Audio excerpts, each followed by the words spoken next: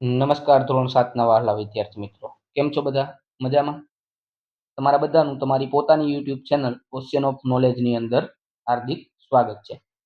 આજે આપણે તમારી અલંકાર પબ્લિકેશનની સ્વાધ્યાય પોથીનું આ વિડિયો લેક્ચરની અંદર સંપૂર્ણ સોલ્યુશન જોવાના છે. આમાં તમને એકમ નંબર આપ્યું 9, પણ ખરેખર આ તમારી બુકની અંદર એકમ નંબર છે 10.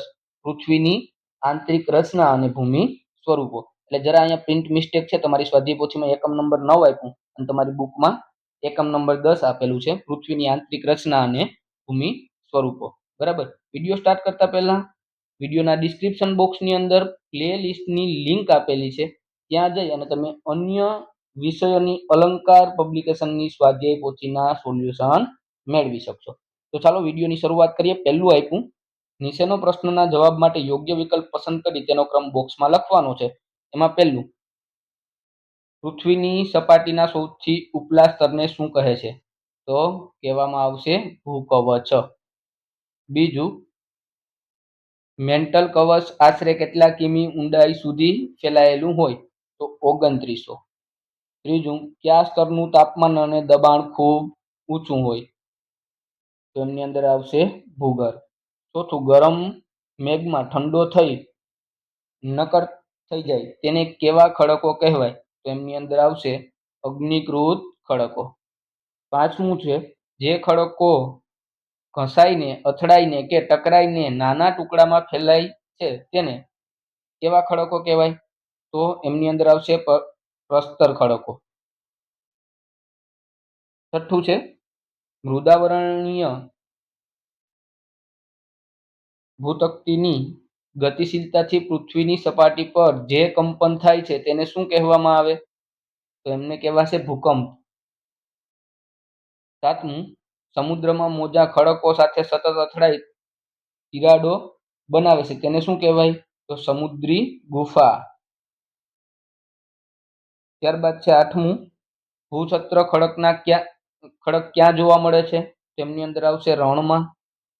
નવમું, પૃથ્વીની આંતરિક રચના માટે નીચેનું કયું વિધાન બંધ બેસતું નથી? તો બંધ બેસતું ન હોય એવું વિધાન બી છે, પૃથ્વીની સપાટીનું ઉપલું સ્તર બહુ જ ઘટ છે. 10મું, નિર્માણ પ્રક્રિયાના આધારે ખડકોના પ્રકારો કયા પ્રકારો સમાવેશ કરી શકાય નહીં? તેમની અંદર આવશે વિકૃત ખડકો. 11મું છે, કયા ખડકોનો ઉપયોગ ઈંધણ તરીકે થતો નથી? તો એમની અંદર આવશે સ્લેટ. 12મું છે, કઈ પ્રક્રિયા પૃથ્વીની સપાટી પર વિભિન્ન ભૂમિ સ્વરૂપોનું નિર્માણ કરે છે? તેમની અંદર આવશે ઘસારણ અને નિક્ષેપણની. 13મું છે, રણમાં ઘસારણ અને નિક્ષેપણનું મુખ્ય પરિબળ કોને ગણવામાં આવે? તેમની અંદર આવે પવન. બીજું છે, યોગ્ય શબ્દ વડે ખાલી જગ્યા પૂરવાની છે. એમાં પહેલું, ખાલી જગ્યાનું સ્તર સૌથી પાતળું હોય તો ભૂકવચ. બીજું, પૃથ્વીનું સૌથી આંતરિક સ્તર ખાલી જગ્યા નામે ઓળખાય, ભૂગર્ભ. ત્રીજું, અનાજ પીસવા માટે ખાલી જગ્યા પથ્થરનો ઉપયોગ થાય, ગ્રેનાઇટ પથ્થરનો ઉપયોગ થાય. ચોથું, ખાલી જગ્યાનો ઉપયોગ સડક, મકાન અને ઇમારતો બનાવવા માટે કરવામાં આવે છે, તો નક્કર ખડકો. પાંચમું, પવનની ગતિ ઘટતા માટીના કણ જમીન પર પથરાય તેને ખાલી જગ્યા કહે છે, તો એને કહેવાય લોએસ. છઠ્ઠું, ભૂકવચની નીચે જે સ્થાને કંપનની શરૂઆત થાય છે તેને ખાલી જગ્યા કેન્દ્ર કહે છે, ઉદ્ગમ. સાતમું, નદીના મોટા વળાંકને ખાલી જગ્યા વહન માર્ગ કહે છે, સર્પાકાર. આઠમું, સમુદ્ર મોજાના ઘસારણથી દિવાલ જેવા રચના ભૂસ્તરને ખાલી જગ્યા નામે ઓળખવામાં આવે તે. ત્રીજું છે, નીચેના પ્રશ્નોના વિધાન સામે ખરા કે ખોટાની નિશાની કરો. એમાં પહેલું, ભૂકવચ પૃથ્વી સપાટી પર આશરે 35 કિમી સુધી હોય છે, વિધાન સાચું છે. મેન્ટલ કવચની નીચે ભૂકવચ આવેલું હોય છે, વિધાન ખોટું છે. ખડકના પ્રકાર, તેના ગુણ, કણના કદ અને તેની નિર્માણ પ્રક્રિયા મુજબ અલગ અલગ હોય, વિધાન સાચું છે. પૃથ્વીના આંતરિક ભાગમાં નીકળતા લાલછોડ પ્રવાહીને મેગ્મા કહે છે, વિધાન સાચું છે. ખડકો આપણા માટે બિન ઉપયોગી છે, વિધાન ખોટું છે, ઉપયોગી છે. આ ભૂકંપ અધિકેન્દ્ર સૌથી નજીક ભાગમાં સૌથી ઓછું નુકસાન થાય, વિધાન ખોટું. મૃદાવરણ અને ભૂશક્તિમાં વિભાજિત હોય છે, વિધાન સાચું છે.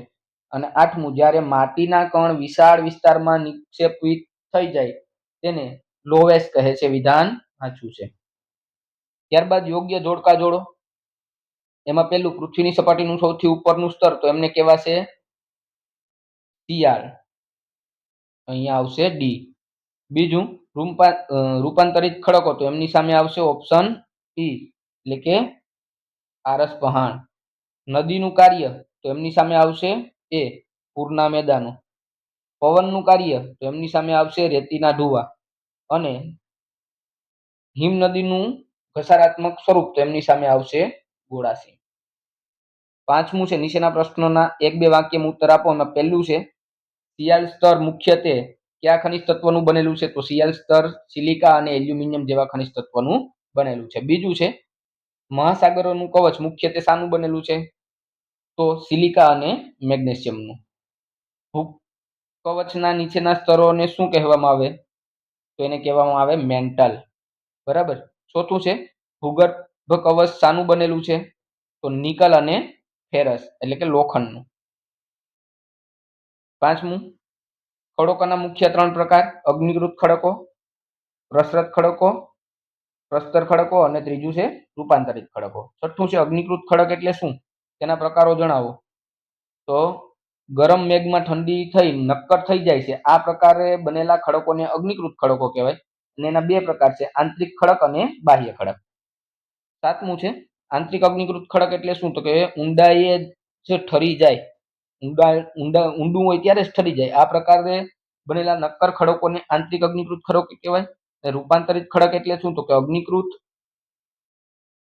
અને જળકૃત ખડકો ઊંચા તાપમાને અને અતિશય દબાણે કારણે રૂપાંતરિત ખડકોમાં ફેરવાઈ જાય તેવા ખડકોને રૂપાંતરિત ખડકો કહે છે. 9મું છે, આપણે ખનિજોનો ઉપયોગ ક્યાં ક્યાં કરીએ છીએ?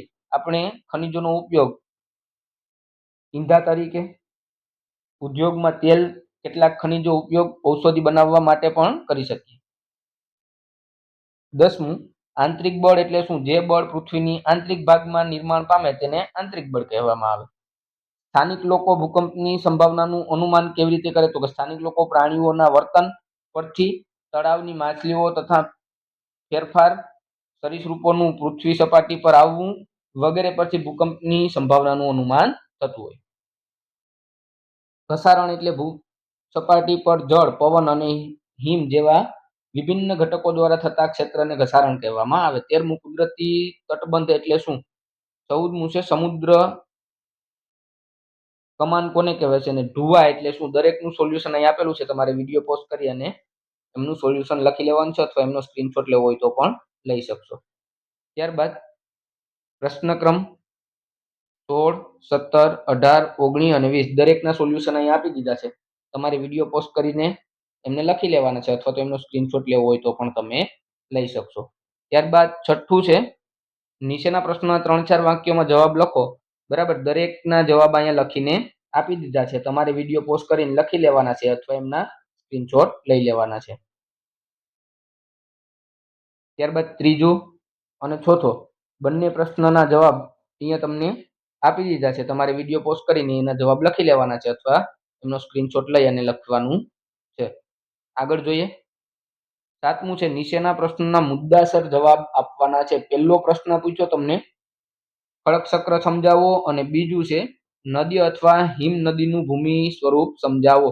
બંનેનું સોલ્યુશન અહીં આપેલું છે, તમારે વિડીયો પોસ્ટ કરીને લખી લેવાનું છે, અથવા એમના સ્ક્રીનશોટ લઈ લેવાના છે. જોઈએ આગળ. પ્રશ્નક્રમ 3 છે, સમુદ્ર મોજાનું કાર્ય સમજાવો. અને પ્રશ્નક્રમ 4 છે, ભૂકંપની રચના સમજાવો. બરાબર. અહીંયા સોલ્યુશન આપી દીધું છે, તમારે વિડીયો પોસ્ટ કરીને લખી લેવાનું છે, અથવા એમનો સ્ક્રીનશોટ લઈ લેવાનો છે. બરાબર. આ ચોથા પ્રશ્નનો સંપૂર્ણ જવાબ આપેલો છે. ત્યારબાદ 5મું છે, સરોવરનું નિર્માણ કેવી રીતે થાય સમજાવવાનું છે, અને એ પણ એમનું પણ અહીંયા સોલ્યુશન આપેલું છે, તમારે વિડીયો પોસ્ટ કરીને લખી લેવાનું છે. ત્યારબાદ પ્રશ્નક્રમ 8 છે, ટૂંક નોંધ લખો. એમાં આપ્યું શિયાળ અને સીમા. અને બીજી ટૂંક નોંધ આપી રૂપાંતરિત ખડક, તો બંનેનું સોલ્યુશન અહીંયા તમને આપી દીધેલું છે. તમારે વિડીયો પોઝ કરીને લખી લેવાનું છે અથવા એમના સ્ક્રીનશોટ લઈ લેવાના છે. બરાબર. ત્યારબાદ તમને ત્રીજી ટૂંક નોંધ આપી પવનનું કાર્ય સદષ્ટાંત સમજાવવાનું કીધું છે. બરાબર. એનું પણ સોલ્યુશન અહીંયા આપી દીધું છે. વિડીયો પોઝ કરીને લખી લેવાનું છે અથવા એમનો સ્ક્રીનશોટ લઈ લેવાનું છે. 9મું છે પૃથ્વીની આંતરિક રચનાની આકૃતિ સહ સમજાવવાનું છે. બરાબર. તો પૃથ્વીની આંતરિક રચના આકૃતિ સહ આકૃતિ અહીં આપેલી છે અને એમની નીચે એમનું સોલ્યુશન પણ આપેલું છે. તો તમારે વિડીયો પોઝ કરીને આ લખી લેવાનું છે અથવા એમનો સ્ક્રીનશોટ લઈ લેવાનો છે. અહીંયા 10મું છે પારિભાષિક શબ્દની સમજૂતી આપવાની છે. બરાબર. પારિભાષિક શબ્દોમાં આપેલા છે અગ્નિકૃત ખડક, મેગ્મા, જ્વાળામુખી ને લોએસ. દરેકનું સોલ્યુશન અહીં આપી દીધું છે. તમારે વિડીયો પોઝ કરી અને આને લખી લેવાનું છે અથવા એમનો સ્ક્રીનશોટ લઈ લેવાનો છે. ત્યારબાદ 5મું આપ્યું પ્રસ્તર ખડક અને ભૂકંપ.